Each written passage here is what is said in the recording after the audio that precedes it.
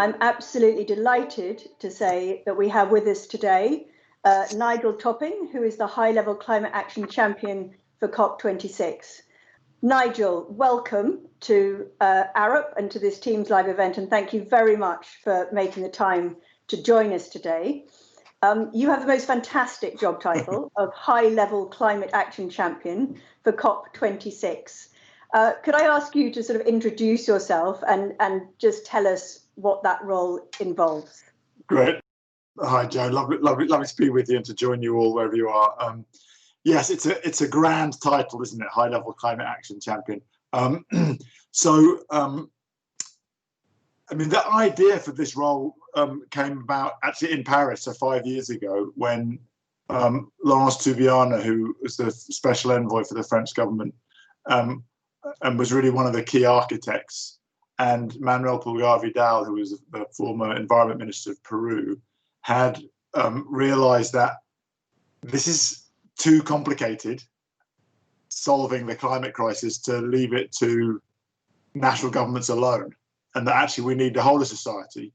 It wasn't a judgment on national governments, that they're not up to it. It's just that this is about the whole of society. It's transforming pretty much everything. And that they needed the support of the private sector, civil society, local governments. I mean, you know, there's 190 plus countries who are parties to the climate convention. Many of them are very small and don't have anything like the clout of an Arup or a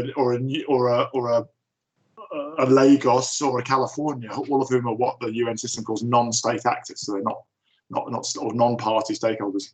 So the role was created in Paris with the simple task to get more done, really, like drive ambition and action amongst those stakeholder groups, and then use that to encourage, support, motivate, shame, if necessary, of national governments to go faster. What Gonzalo Munoz, who's the Chilean champion who I work with, and I call the ambition loop, so that, you know, as businesses and cities demonstrate that more is possible, then that emboldens national governments, and of course, as national governments regulate, then it sets that process going again. So that's the role, just to get more done. Get more done. I think that's a great job description. And I wasn't totally surprised when it was announced that you were taking on that role, because when we first met 3 years ago, you were leading We Mean Business, which was encouraging businesses to sign up to climate change and to make net zero commitments. You clearly had an influence on me, because I made that one of my %1 priorities in terms of our sustainable development work. And we've now signed up to the Science Based Targets Initiative with a sort of 30% reduction over the next 5 years. When it comes to this new role, though, in terms of sort of influencing the agenda and discussions at COP26 and in the run up to COP26, what are your sort of key priorities? Well, I mean, there's two really. One is just to generate a very loud headline signal from as many credible actors as possible: businesses, investors, cities, states and regions, universities, schools, that we understand the science. We know that we've got to get to zero. We're committed to playing our part, and we're getting on with it. Because that changes the politics, right? I have no doubt that some of the changes we've seen in China, Korea, and Japan very recently were influenced by non-state actors. You know, there's a lot of Japanese businesses committed to science-based targets, as you have, committed to 100% renewables, and telling their government that they want to go faster. You might have seen just last week, Sony actually announced that they would consider relocating away from Japan if the government didn't speed up action on renewable energy. And there's now over 160 cities in Japan with 74 million population, and more than half the population of Japan committed to net zero. So that starts to send a pretty big signal to the government. So that's the #1 thing that we're working on, just big headline signal so that you can't miss it. And that's going really well. So we called it the race to zero. It's got real momentum. Then the next thing we're doing is more I think it's more in your ballpark in a way of Arup, as you know, there's, I don't know, so many of the people I met from Arup are systems thinkers, so it's kind of what you do, right? But the second thing we're trying to do is then if you take down from the headline of let's all get to zero, it's like, okay, great, we all agree, but how? Right? It's not enough to say we're going to get there, and that means that's a systems transformation challenge. So there we're working with the very big community to say, what is the pathway to zero sector by sector, and who needs to do what to get there? So you take one of my favorites, like electric vehicles. Okay, we've got to get to zero transport, zero emissions transport, and battery and hydrogen vehicles, depending on the bit of the transport sector. We know they're the solutions, but we're at very low percentages of penetration now. So how do we get there very fast? So it's a question of ministers of transport doing like what the UK has just done and announcing a phase out of combustion engine, but also city mayors announcing ultra low emission zones like the Mayor of London's done, and fleet owners, like I've just been talking to BT, saying we're going to electrify our whole fleet, and infrastructure providers like EV Box saying we're going to implement charging stations, and of course the vehicle manufacturers and the investor community and civil society all have roles. So it's like trying to figure out what are all the things that everybody needs to do so that we can actually make this an exponential change that really takes off and happens much faster than we thought it was possible even a few years ago. So that's the second bit of work we're doing across about 25 sectors, trying to convene those conversations and map those pathways, and we're publishing those, and then spend the time between now and Glasgow working to get as many people as possible on those pathways, so that by the time we get to Glasgow, we can actually say, look, we're on track to deliver this transformation in this sector and this transformation in that sector. So that those start to become the headlines, and we make it the first of a new generation of these conferences, which is all about action and accelerating and innovating our way to a zero carbon future. Yeah, and I think it's incredibly exciting. I mean, in terms of the approach that we're taking here at Arup, you know, we're very clear that sort of the difference that we can make is through the projects that we do with clients. And to pick up on your example from Japan, you know, we've been instrumental in designing sort of wind farms, offshore wind farms for Japan as part of their national energy transition. But we also recognize that it's not just what we do individually on every project. It goes beyond that. The impact that we can have as 16,000 people globally is the influence that we can bring to these conversations by demonstrating what's possible, you know, through the work we do, and you know, showcasing what we're doing, getting involved in a wider range of discussions. And so I'm interested in you know, in terms of the sort of discussions at COP26. You know, if I think back 5 years ago to COP21, you know, everyone was very clear. COP21, we were all just praying that the governments were going to get together and that there would be global consensus on the need for action. And, you know, we came out of COP21 with the Paris Agreement, and I certainly celebrated at that point. We're now 5 years on. What's the big agenda for COP26 this year? And how can we as Arup get involved and influence that? Yeah, it's a good question, because COP26 is very different from COP21. You might think that it's just the 26th version and that was the 21st version.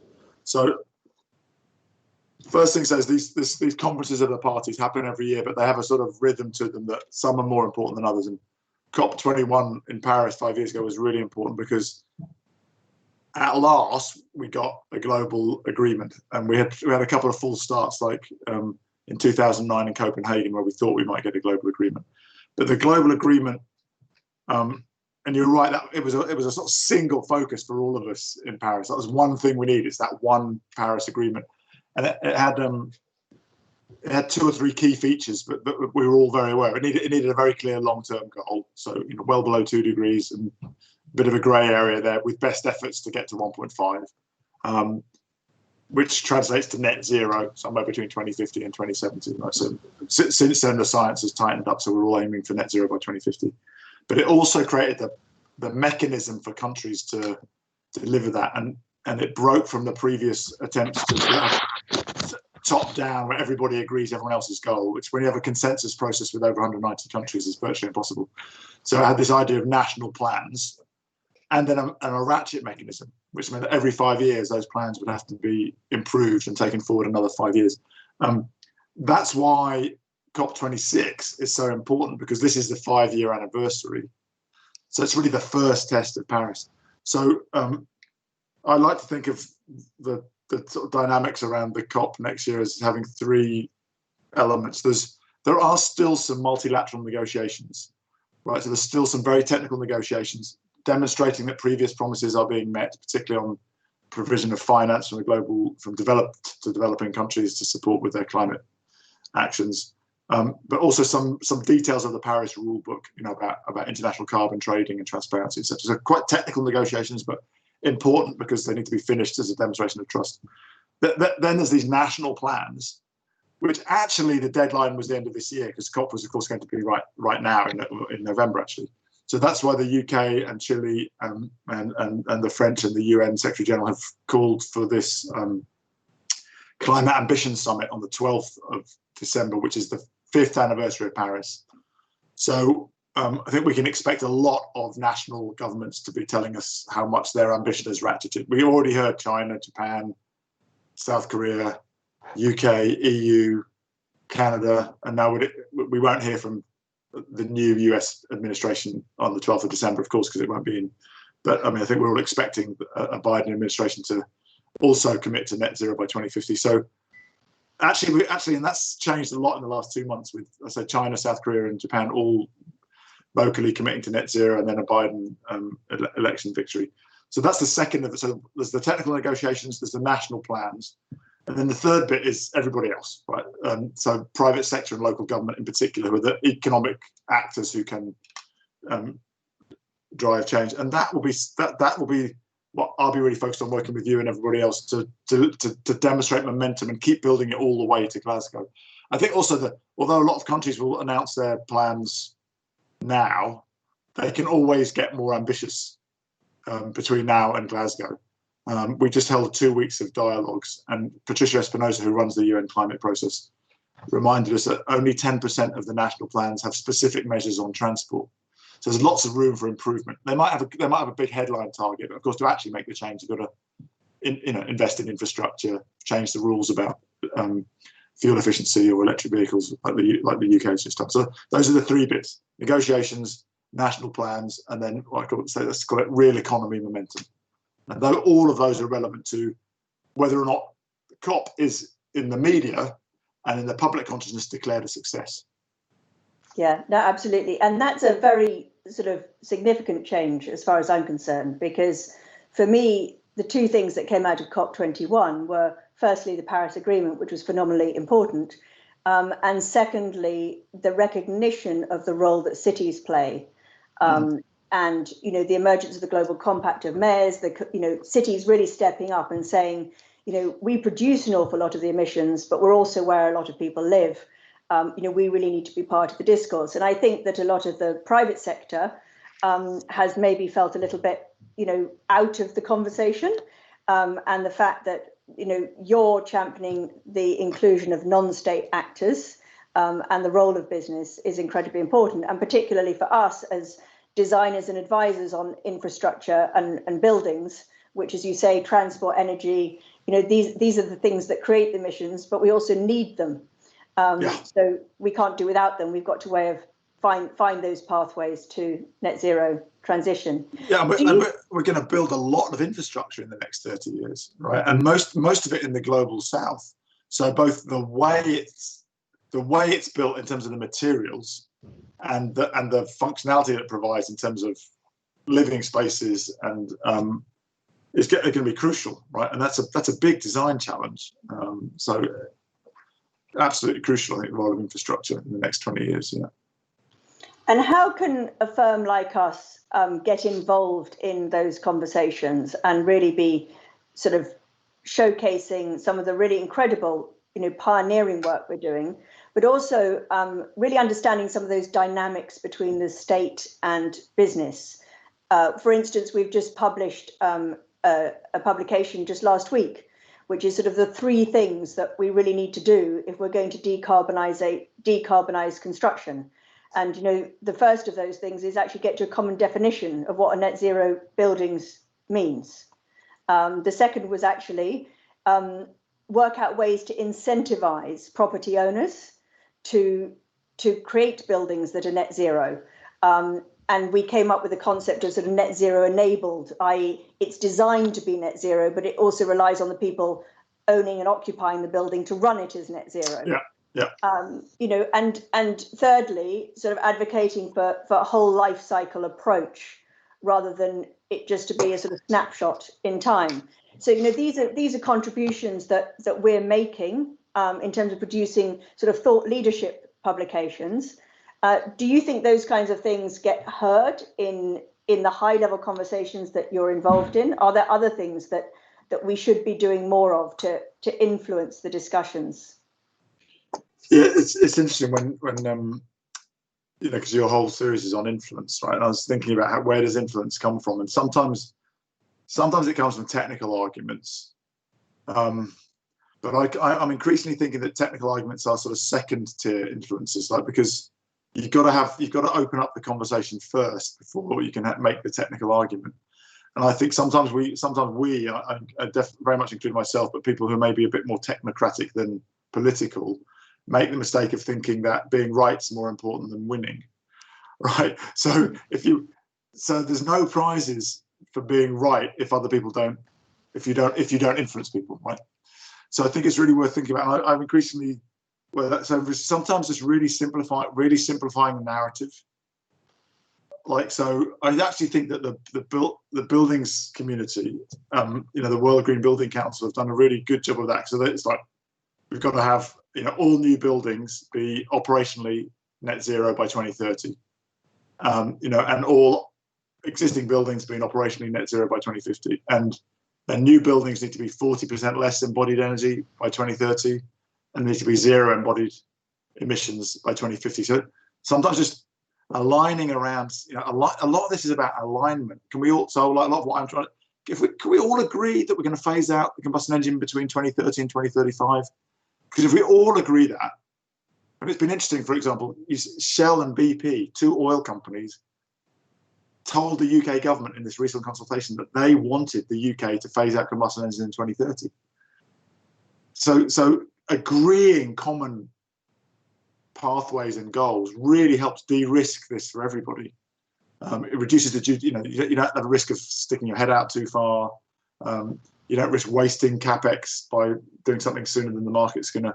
But it's interesting that two CEOs saying, shut down part of my market sooner than might otherwise happen. And it's because the clarity of that really helpful. So I think I just think about how you can help not just provide the right technical arguments, which need to underpin those kind of narratives. There's no point saying, well, we're going to ban combustion engines in 2030 if you can't point to the 20% a year reduction in battery costs and the evidence of policy changes in cities and the health logic for doing it, and the climate change committee's analysis, which shows that macroeconomically the UK benefits from an earlier phase out than a later phase out. You need to be able to make your technical arguments. But I think when we're talking about systems transformation, we really need to try and make sure that everyone shares a common narrative and some common simple definitions of what needs to happen. Otherwise, we end up arguing about who's right instead of moving. Yeah, no, I think it's a very well made point, actually, because I think we are going through a big shift really to thinking in terms of whole systems. And I think it's getting agreement on what is the behavior we want from that system. If we can believe that actually what we want is no more, we want transport that enables mobility, within cities, connectivity between cities, but we want to make sure that transport is contributing to net zero commitments generally, then we can all work on our bits of the system and work together to make that happen. I think it's managing the uncertainty about when a policy change is going to come in that makes a big difference. And I've been blown away in the last year or so. When you look at sort of the new Green Deal in Europe and the feedback from our colleagues in Europe as to how that has really fundamentally changed the conversations with our clients. created demand for things like circular economy, which just didn't exist before. We were working with the Ellen MacArthur Foundation, exploring what circular economy means for the built environment, but the demand wasn't there from the marketplace. But you get, big policy change like the EU New Green Deal, and then that creates a space for us to do things that we've been thinking about for a few years. Yeah, and it's amazing how changed, because I was talking to the CEO of Lafarge Holcim, who've committed, cement, as you guys know really well. I mean, it's not just the production, but the actual chemical process that emits CO2. So that's a pretty tough one to commit to getting to zero. But two things really struck me talking to him and his team. One, their embrace of circular economy. I can't remember the numbers, Joe, but like mad numbers of the volume of recycled building material which they're responsible for driving. So, and then secondly, how cement's become an innovation play. It's like last time I checked, cement was a 2,000-year-old industry. It was pretty dull, right? But that's probably sacrilege for some of you who are at the cutting edge of new construction techniques. But that's the point I'm making, really, is that because you talked about communicating what's possible. And I think that's the other thing that you can really, as pioneers, that's the other thing you can really do, is just keep telling people what's possible. Tell people about the amazing new things that are happening. Your latest project, the latest materials, the latest techniques, because I think particularly in the built environment infrastructure, it's very conservative value chain that's been doing things the same way for a long time. But we need people to.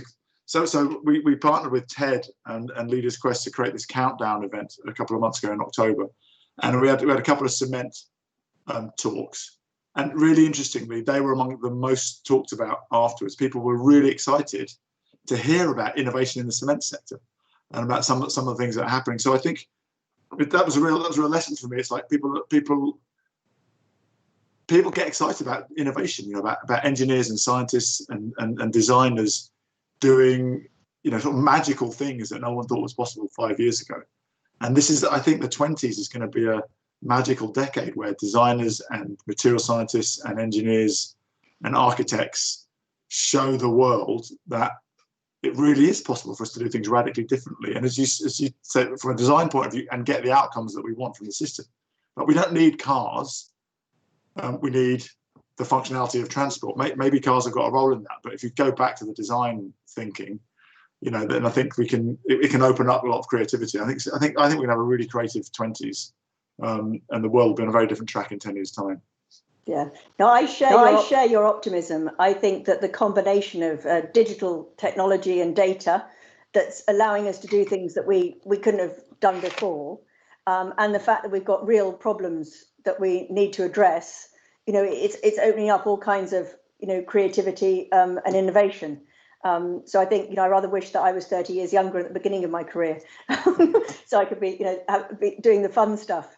But I think it is. Whereas we've been through a phase of being very sort of risk averse, and it's been about compliance with codes that were written decades ago.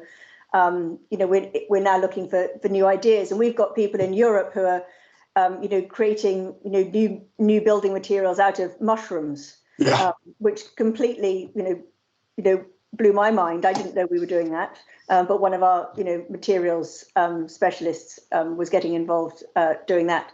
So I think individually and collectively, there's going to be a lot of creativity, a lot of fun, and a lot of innovation. I wanted to pick up on something you said when you were talking about the sort of three roles of COP26 and the agreements that were being made between multilateral agreements and the need for trust. What role do you think trust plays, and building trusted relationships plays, in the ability to influence discussions and get to a consensus? Oh, one of my favourite expressions that I only heard a year ago, but I've used it a lot since, is that trust comes on foot and flees on horseback. And so it's hard to build trust, and I think it's at the heart of any genuine negotiation. As opposed to just a market transaction, right? But when a negotiation, because real negotiations, in other words, in technical game theoretic terms, are like repeated prisoner's dilemma. So where you're not just making one decision where you can mug someone and get away with it, but you've got to keep engaging with that partner. So which is reality in most business relationships, right? I mean, I remember my sort of first part of my career in manufacturing. We had suppliers of complicated engineered components. That's a lot more than a contract, right? That's a whole relationship of engineers and factories getting to know each other, understanding each other, helping each other out. I mean, there's a lot of very good literature on cooperation that shows us that there's a lot more cooperation than competition. I mean, we've been through a kind of weird period where we've been obsessed by competition, but actually human relationships are much more about, there's competition and cooperation, but cooperation, I mean, you only see that with the idea of a work to rule in the unionized context, is that the fact that a work to rule stops a business or slows it down shows that there's all sorts of things that people are doing voluntarily. So trust, I think, is really crucial. In Paris, I was very lucky to be invited by Christiana Figueres to sit on the front row in the final session to watch the sort of theatre unfolding. And one of the two things that I remember really struck me is after the gavel came down on the Paris Agreement, there were a few of the delegates, the countries wanted to say something. One of the first one was the delegate from Venezuela, a fiery Marxist state and negotiator who was renowned for having banged her hand on the table at a previous COP so hard that her hand had started to bleed, and then making a comment about how much more blood would have to flow, in the global south before the global north. So Laurent Fabius, who was the French president of the COP that year, gave her responsibility for convening the conversations and the negotiations around the preambulatory text, which includes all sorts of reference to equity, indigenous peoples, gender, just transition.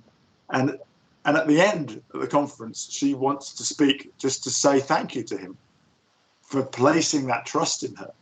That took real courage from him to, fiery, very different ideologically, a Marxist petro state versus a kind of conservative capitalist foreign secretary equivalent.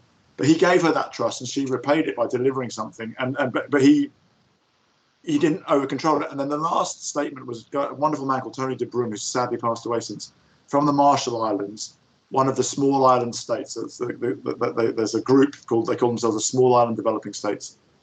Very little political power and economic power, huge moral authority, because those are the islands that are literally drowning. And they were the islands that chanting 1.5 to stay alive. They secured the 1.5 reference in the Paris Agreement, which now has become our North Star. And at the end, he stood up and he said, "Brother Laurent, I want you to know that we feel listened to for the first time." That was COP21. So they've been through 20 cycles of filling up. So that we wouldn't have got the Paris Agreement without a lot of very hard-won trust. And it's the same with these now systems transformations. If businesses can't trust governments when they say here's a long-term policy goal that it's going to be implemented, and if suppliers can't trust customers when they say they're going to demand zero carbon steel within 10 years, which is what they need to encourage them to invest in the new processes, then we won't do this. So trust, this idea that this is just sort of dog eat dog and markets will take care of it is total fantasy. Unless we can agree the broad directions of travel in enough detail pre-competitively, in other words, in a high trust environment, then the risk will be too great. And actually, I've learned that actually this kind of high trust pre-competitive work is quite standard in some sectors that actually have a much faster sort of turnover of technology and ideas. Telecoms, we're all used to the idea of 5G. That's the 5th generation of a pre-competitively agreed roadmap for technology development that the whole sector's got behind, which has allowed them to go faster and be more competitive as a sector whilst competing massively amongst themselves. So we need that sort of trusted pathway or roadmap to be developed for every sector. And I think that is starting to happen, right, which is really encouraging. But trust it's at the heart of it, and trust between generations as well, right? I mean, we've broken the covenant of trust between elders and youth, and so we've got a lot of work to do to rebuild that trust. Yeah. No, I think that's hugely important. And the big message that comes really from everything you say, Nigel, is inclusion. I mean, the need to include non-state actors in the big discussions around climate change, the need to include young and more elderly people in the discussions, the need to recognise, the different voices. At the end of the day, we all share one planet, and I think that's a very fundamental thing. And secondly, the power dynamics that exists between different groups. Extinction Rebellion here in the UK will wake up, the government to making policy changes that might not otherwise have made. That enables business to operate in a different way, and systems transformation becomes possible. While we've been chatting, I've been keeping my eye on the box, and there's questions coming in. So I'm just going to pick some of the questions that are coming through. First one comes through here is we haven't talked, Nigel, about other things that have happened this year, namely COVID-19. How do you think the COVID-19 recovery process is going to impact on climate funding? Here in the UK, only less than 5% of funding committed to green recovery. And the UK is talking about cutting their international aid budget. Do you think COVID is going to, when we look back, have helped or hindered the climate debate? I think it's too soon. I think, and there's different dimensions. I think in the short term, I've been really impressed that COVID has not slowed down the mayors, the CEOs, the investors, and national governments in their commitments to climate change, because it slowed down some of the detail, because there's been a lot of, that's why we've had to postpone the COP, right, because we couldn't have had a physical COP. But I've been impressed. I took this job in February, right, just before the first lockdown. And as lockdown came, I thought, gosh, this may be like a total disaster. Maybe I'm going to end up having to go to Glasgow at the end of this year, having not been able to meet anyone, with very little progress. But instead, actually, we did delay the launch of what we call the Race to Zero until June. But we had CEOs from Nestle and Rolls-Royce who are dealing with very difficult business environments, stepping up and saying they're committing to net zero more ambitiously than they had before. And that momentum just continued. So I think that bit's not a concern. I think in a way, it's acting as an accelerator. A lot of the recovery packages, for example, as you know, are really focused on retrofit, which is something that's notoriously difficult to get government attention on or funding on, because it's sort of very fragmented. But because of the jobs dividend from a big retrofit push, we're seeing a lot of that. I think you're right to point out the low percentage that are green recovery, although I think we have to be realistic that a lot of the initial spending is just keeping businesses afloat across the whole economy. So, keeping a restaurant or a supermarket afloat is not green spending, but if you hadn't spent it, then would have a much bigger economic problem. So I think some of those figures may be a little bit misleading. Like, as I say, I don't think it would have been realistic to expect 100%. I think what's really important is where the sort of 10, 20 trillion is spent now, and to what extent it really is accelerating the move to zero carbon, and where it's supporting existing businesses like airlines, which need support. It comes with strings attached, which accelerate their transition. Like I saw the French government have put a string to their Air France bailout, which says that you have to have a minimum level of sustainable aviation fuel, which is the key enabler of decarbonising of flying. So I think the next 12 months will be crucial in two senses in terms of finance. One, the strings attached to further support, and two, how the global community comes together to make sure we have a global economic recovery, which is green, not just a developed country economic recovery, which is green, and then 120 million people falling back into extreme poverty. So I think that will be the big challenge for the UK and the Italian presidencies of G7 and G20 next year. I mean, the US coming back in a big way to multilateralism will help, but that's still a big challenge, right? Because there's a lot of pressure on treasuries all around the world.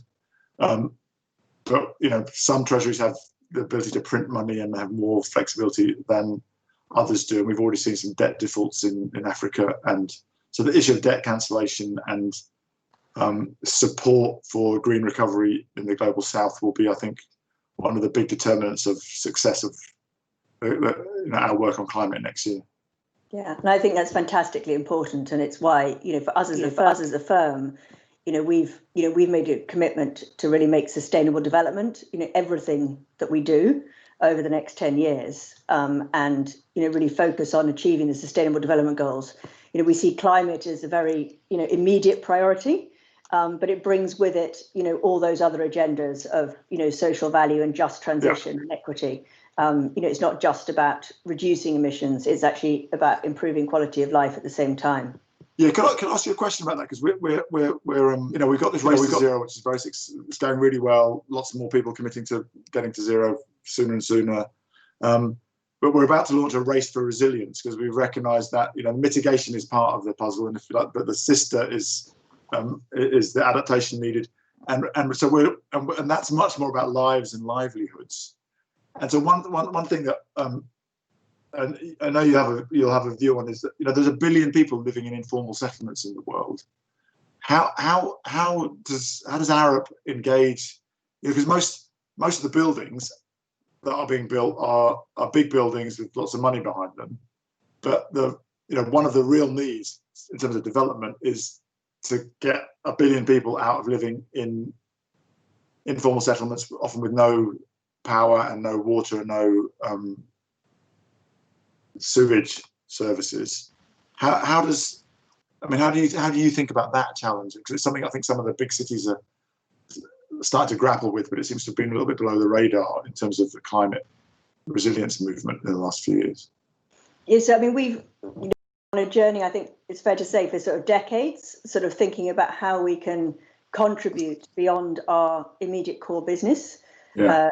Social usefulness is one of the aims of the firm, and we have a program, the Community Engagement Program, and through that we do all sorts of things that we can't do through our sort of core business with clients, and that's largely through a model of partnership and collaboration. So it's working with usually NGOs, charities, third sector. And we've got wide ranges of projects, working with IDE, bringing expertise to solve the sanitation problem in Africa, right, in terms of composting toilets. Through that we've done work in post-disaster situations such as in the Rohingya camps, right, where we brought expertise in timber and bamboo construction.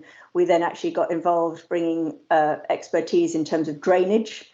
Right. Because that's a big problem, but it's always working in collaboration with others. There's a phrase in the key speech which our founder of Arup wrote, which is about joining hands with others fighting for the same values, and I think that's really very much how we go about it. And what was exciting about COVID is we realized, because we built those trusted relationships, we were able to reach out to some of them and say, now that COVID's happening, can we help?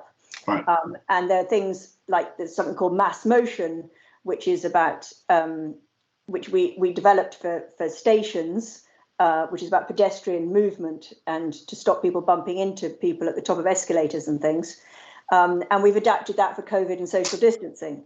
Right. And things like Carebox, which was about how you make intensive care units, developed with clients in the developed world, but we were able to take that thinking and create a low-tech version and deploy that through some of our partners in the developing world. So I think part of it is being generous in terms of sharing knowledge. Yeah. I want to move on to another question, Nigel, because they're coming in thick and fast. Aviation has been a key business area for us over the last decades. 20 years ago, I was in Hong Kong working on the design of the Hong Kong airport, and one of the questions that's come through, and that we, should we still be working on airport projects? Do you see airports as part of the future of transport, or do you see them as something that's being phased out? I mean, you mentioned that much depends on the strings that government Yeah. So I mean, I think that's a real dilemma for a firm as big as yours, who's kind of working across pretty much every sector of the economy, right, and every part of the world.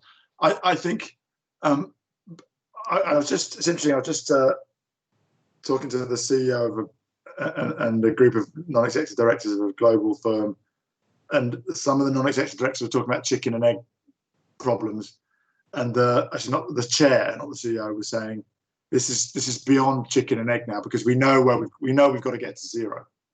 So the sort of chicken and egg problem of waiting for someone else to move, and I mean, I think I would encourage you to think about how do you use the power of your trusted relationship with clients, maybe not to say we're not going to work for you because you're building an airport, because I don't think that the world of the future will be a zero flying world. It will be a zero carbon flying world, and we actually know what to do. We know we need to electrify short haul, and we need to sustainable aviation fuels for the rest. And yes, if you speak to British Airways or Heathrow, they'll tell you, and that means people probably need to pay more for flying, as we need to pay more for shipping stuff around the world, because we've externalized the damage to society at large rather than paying for it.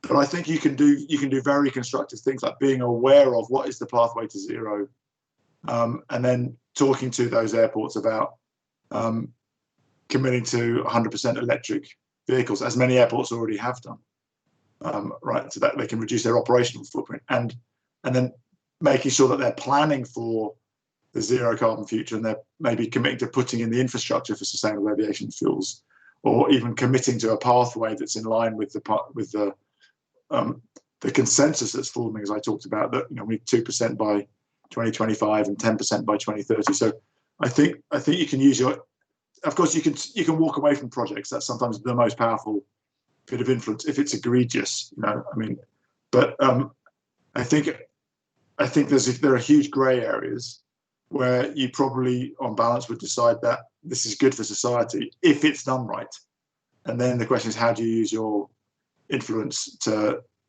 help things be done right, with that view to that transition that we're on, being part of the design process. Yeah, no, I think it's very true. And airports are complicated because they're also huge employers in the communities where they're located, and bring benefits in terms of socioeconomic benefits. I think it's probably about reshaping the aviation industry rather than abandoning it completely. Yeah. And similarly, other dilemmas that we face, if we talk about transport and EVs,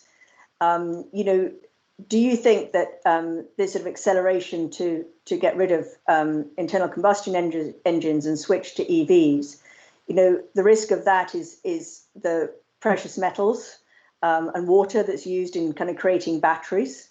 Are those conflicts between creating a net zero carbon target in the short term and other targets to do with sustainable development? Are those trade-offs part of the discussions, or are you seeing in the climate debates it being very much a sort of singular issue? No, and I think it's really important that they are part of the discussions, because you can't transform whole sectors of the global economy without some unintended consequences. And so being really honest about what some of those might be and thinking about how to avoid them or mitigate them is part of this transition. I do think, though, people always need to be a bit wary of, sometimes those arguments are overused by incumbents. So, if we talk about the challenges around getting the raw materials for electric vehicles, remember that the raw material for combustion engine cars is oil, which has been the source of many conflicts in the 20th century, including one in Nigeria in the 60s, which had 2 million civilian starved to death. Right. So just think about the counterfactual. So we're not saying, yes, there's an issue with cobalt and lithium, right, and availability, human rights in the supply chains, environmental damage.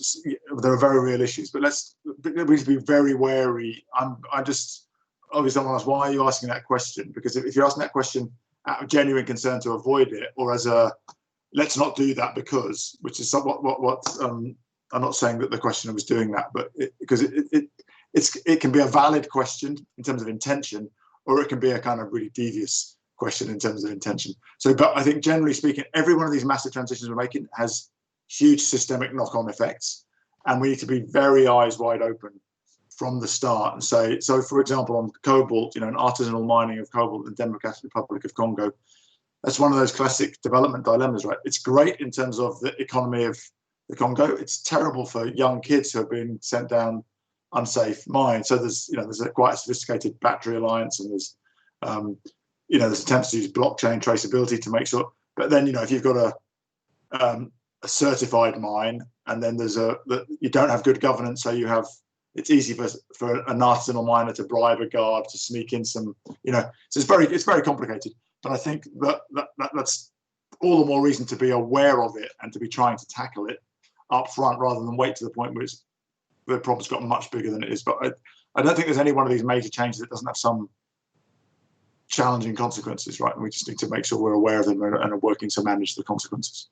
Yeah, and probably all we can do is be as informed as possible in terms of the decisions we're making, which is again, to me, this whole systems approach of thinking about the wider parameters than just maybe the technical parameters which we used to focus on in our projects. Yeah. There's a rather fun question here. Someone's been obviously trying to read the titles on your bookshelf behind you, Nigel. Do you have any recommended reading from your bookshelf around the subject of net zero and or climate action that you'd like to share? Yes. Actually, there's a few on my desk here that I'd recommend. This is what they're on my desk because I dip into them more often. So, Mission Possible report showing that's the work of the Energy Transitions Commission, showing the pathways to zero across all the hard to abate sectors. Then the accelerating the low carbon transition. That's a report which was based on that, but includes a lot of the systems thinking, including the how to think about the S-shaped. Oops, keep going the wrong way. The S-shaped transition and where we're at on that transition in different sectors. And actually, I mean, I'm working across all sectors, right? So the future of food and the land from the Royal Society Commission. And then here's one I've just picked off the shelf. Literally, is there's a good one for trust and collaboration. It's by one of my favourites, Adam Kahane, who's done an awful lot of work on sort of very complex multi-stakeholder problems like post-conflict. And it's called Collaborating with the Enemy, which is the extreme. The subtitle is How to Work with People You Don't Agree With or Like or Trust, which is a reality, right? If you're doing systems change, is that sometimes you have to work with people you don't trust, but more often you have to work with people you don't like, and very often you have to work with people you don't agree with, right? So this is not some la-la land where we all just agree, hold hands and golf into the sunset, right? This is hard work, intellectually and relationally. So I find that all of his books are well worth reading. Fantastic. They're great. And I recommend to everyone that you read The Future We Choose, which was Christiana Frigeri's, who was key to the Paris Agreement being achieved at COP21. And it's here somewhere. I'm sure it is. This is that's the COP proof. There you go. Something. Do you think that I mentioned earlier that the sort of the other thing that's very much driving our business at the moment, Nigel, is the digital agenda. Do you think that there are opportunities to address the net zero challenges offered as a result of digital and data? And do you think that could be a sort of central unifying theme at COP26, or is that sort of seen as a separate discussion? Well, I don't think central unifying theme sounds a bit overground, but I think definitely a really important role. Some of the things I hear about some of this AI-enabled buildings management and the kind of energy reductions, and of course we just had this incredible breakthrough on the AI contribution to understanding protein folding, which is, I know, very different, but just an example of how we're able to achieve breakthroughs in problems that we thought were going to take decades. So I think I think it's interesting because I think that the, let's say, the digital promise has been more promise than delivery to date, and I think that there's a need to get really granular about what is at, like, because it, I'll give you an example. There was a huge role for digital in food and agriculture, right? But there's, depending how you count, between 2 and 3 billion people who are either smallholder farmers or the families of smallholder farmers, most of whom don't have access to insurance, lending, digital platforms, but who would benefit tremendously from those three things, which we just take for granted. So I think it's really important that we think not just about what digital can do, but how to deliver it. I say particularly at the bottom of the pyramid globally, where so much of the vulnerabilities and where so much of the benefit would come. So I think it could be a really strong. I think digital's got a really strong role, but I would want to really push for evidence of going to scale where it's most needed, rather than just optimizing businesses and lives that are already comfortable. How's it really going to serve the world? And there are good things going on, but I think that in the sort of rather, I think there's a risk of a sort of rather teenage science fiction fantasy about digital technology rather than a gritty, okay, what's it going to actually do in people's lives? Yeah, let's use it to solve, real world problems that need solving. Yeah, I mean, not. I know that's not the suggestion here, but I remember being in a meeting with Elon Musk a few years ago, and somebody made the observation that he had remarkably straddled like software and hardware, and he was like, well, if you can do maths, you can do either, so let's not have that as a false distinction. But then he basically said this: why would any young engineer want to build Angry Birds 17 when they could be solving a really difficult global problem that billions of people rely on? So yeah, I think let's make sure we're putting digital to service of real problems and getting them to scale, because it's clearly got a really important role, but sometimes I think that we're chasing the next frontier when we haven't delivered on current capabilities yet, and that requires more systems thinking than just we've got a beautiful new tool. Because actually getting digital technology in the hand of a smallholder farmer in East Zambia is different from having, being able to give my brother-in-law, who's a farmer in Yorkshire, the amazing technology to have, GPS controlled application of fertilizers and seeds. Because he's just in he's in a different century, basically, technologically and in terms of capacity. Yeah. No, you've touched on those points about, there are communities in the world, whether they're in small island states or in some of the developing countries, that are going to be much more adversely affected by climate change than other parts of the world. And even if we get to net zero by 2050 and keep global warming within 1.5 degrees, that's still quite a significant change in our global climate. And I and many people in the firm, and Miriam, who sent in this question, says, how can we raise the adaptation and resilience higher up the climate agenda, particularly when it's going to affect the poorest countries and populations who actually have the least influence and have contributed least to the problem? I mean, it's something that Gonzalo and I are grappling with a lot, which is why I'm now talking about smallholder farmers and slum dwellers, right? Because those are the two communities which account for between 3 and 4 billion. I mean, half of the world's population live very vulnerable lives, economically, health, and climate. I mean, it's a nexus, right? And we know that, right? That it's the most economically disadvantaged members of society in the north and the south who are most at risk to COVID, to air pollution, to climate vulnerability. So I think it's really challenging. I think it really does going to require some better systems thinking from us. And I think we need to start thinking beyond individual projects. So I'll give you an example. I was talking to the CEO of a charity that's doing some work trying to improve access to water in sub-Saharan Africa. And they're trying to mobilize more capital. So they're working with the finance sector. but they're not working with some of the cities networks, which you know very well. GCOM you mentioned and C40.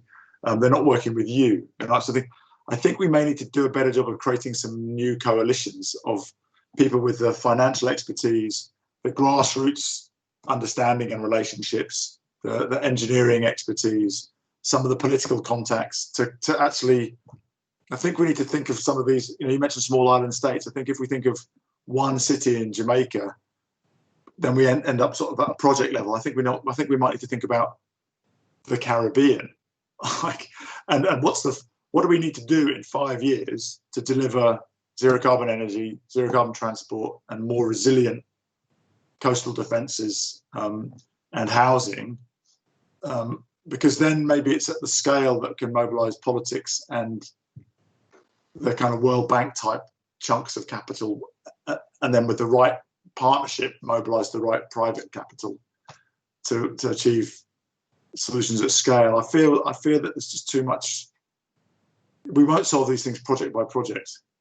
I think we need to operate at a bigger level of aggregation. Not so big that it's the world that you just get lost, but not, I think, even one country at a time. I think to mobilise sort of the politics and the economics, we need to think about sub-Saharan Africa or West Africa or the Caribbean, the Pacific Island states, because I think we need to do something like that. I don't know. I think the world's a bit stuck, to be honest, on this issue of adaptation and resilience.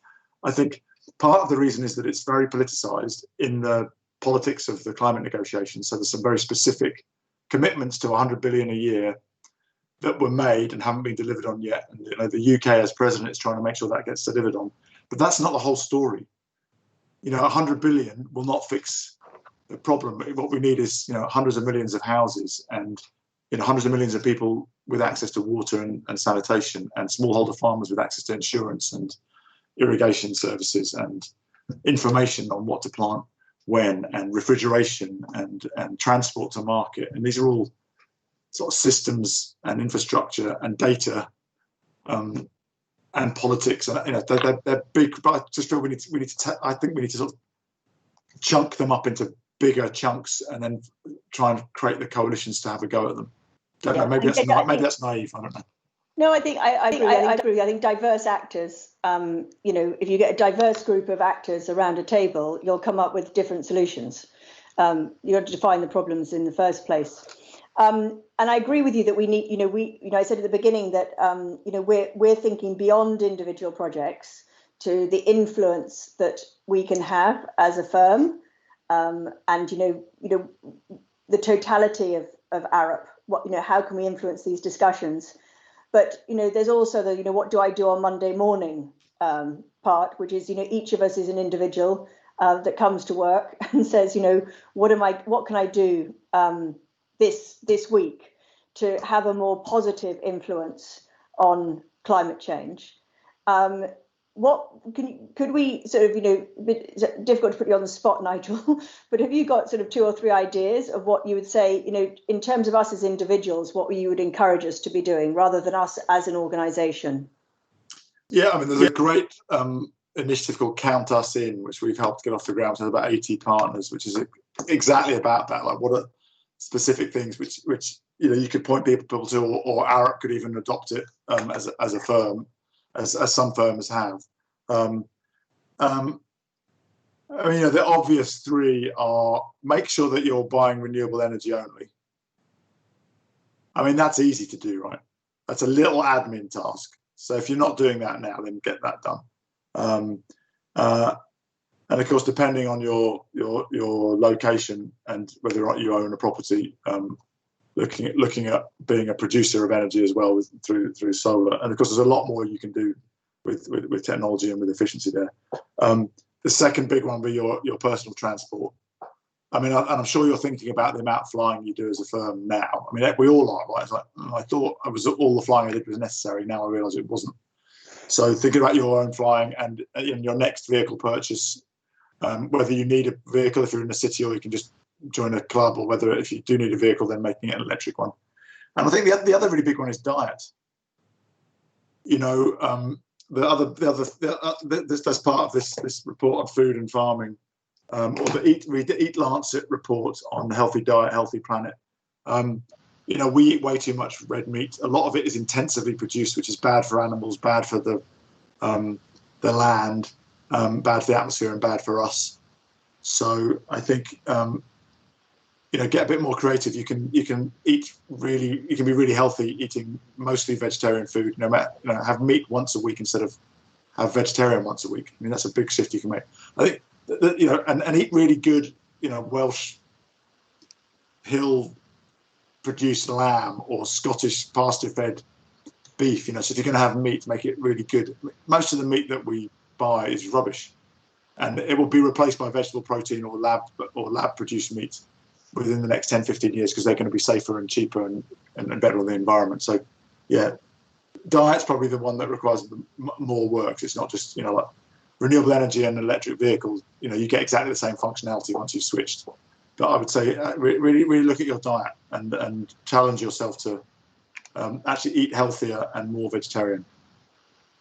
Great.